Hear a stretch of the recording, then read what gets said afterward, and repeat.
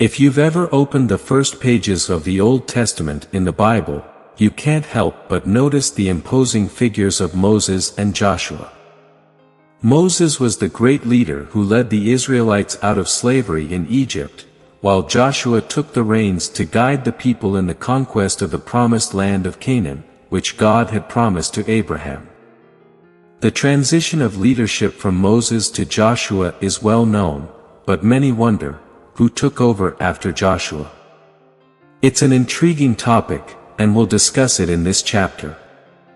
It's important to note that there was no direct successor to Joshua, at least not in the same way he succeeded Moses. Joshua was divinely chosen to take Moses' place at the end of his wandering period in the desert. His appointment as leader of the Israelites was a solemn event held before the entire community, even while Moses was still alive. The Bible is clear about this transition of power.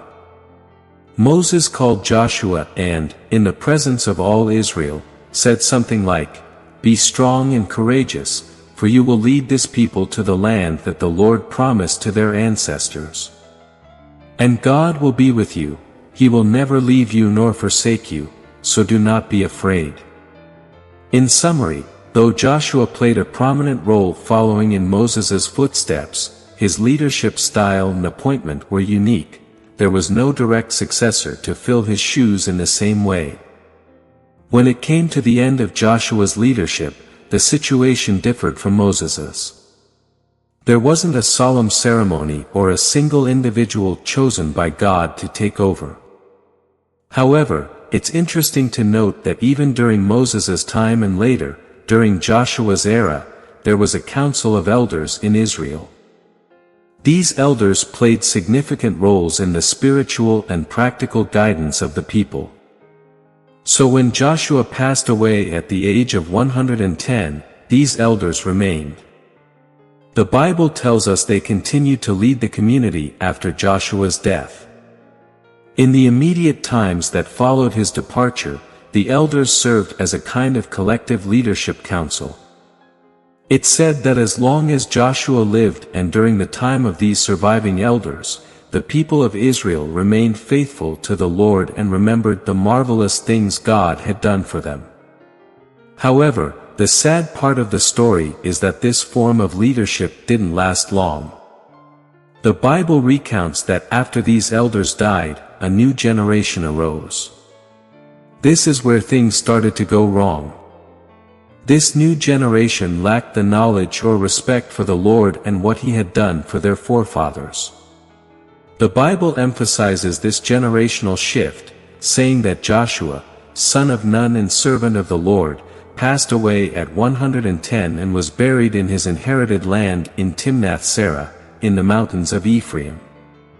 Then regrettably, came a generation that did not know the Lord nor what He had done for Israel.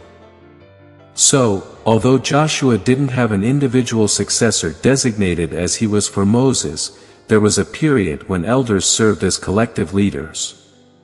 But this form of leadership and the accompanying fidelity to the Lord didn't last, paving the way for a new generation less aware of their people's history and faith.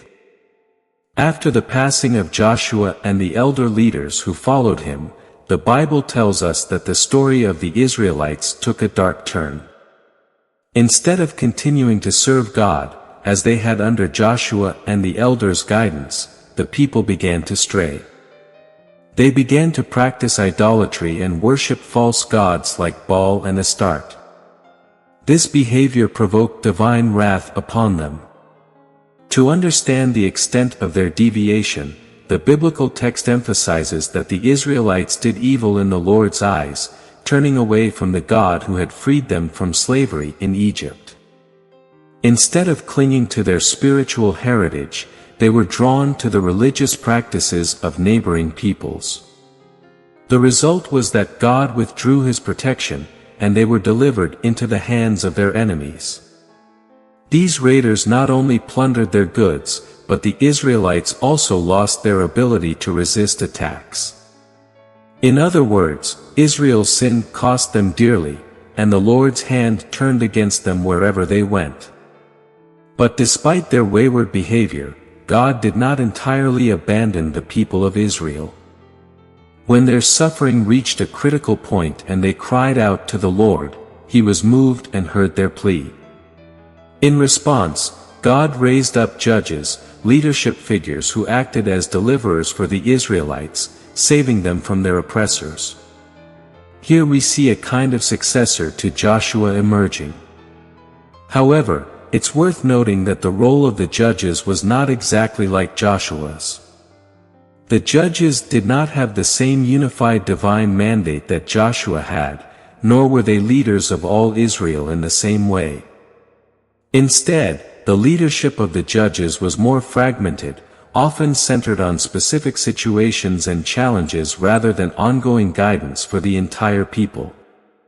Thus, although they might be considered successors to Joshua to some extent, their leadership represented a different, more divided way of guiding the tribes of Israel. The era of the judges in Israel's history was quite different from Moses's and Joshua's times. Unlike these leaders who had led all of Israel as a unified nation, the judges exercised a more regionalized type of leadership. According to some scholars, it's likely that several judges ruled different areas of Israel simultaneously, meaning there were times when more than one judge was in function. The first of these judges was Othniel, a man somehow related to Caleb, another respected figure. The Hebrew language in which the Bible was written allows interpreting that Othniel might have been Caleb's younger brother, or perhaps his nephew. And adding an intriguing twist to his story, Othniel even married Caleb's daughter. However, the time of the judges was marked by a cyclical pattern of obedience and disobedience towards God. The judges, raised by the Lord, delivered the people from foreign oppressors. But as soon as these leaders passed away, the people returned to their sinful ways. This is a sad constant repeated in the book of Judges, especially in chapter 2 verses 18 to 23. Due to this erratic behavior, God decided not to completely eliminate the foreign nations in the promised land that Joshua had failed to conquer before his death. Instead, these nations acted as a kind of test tool for the Israelites. They were instruments in God's hands to judge His people's behavior. If you're interested in learning how the leadership transition developed after Joshua and how the judges came into play, we'd love to hear your comments. Don't forget to subscribe to our channel and share this beautiful chapter with your loved ones, friends, and family. Until next time, and may God bless you.